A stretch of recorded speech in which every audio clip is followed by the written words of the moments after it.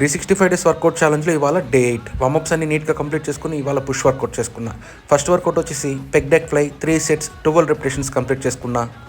Second workout వచ్చేసి incline dumbbell press 3 sets 12 repetitions complete చేసుకున్నా.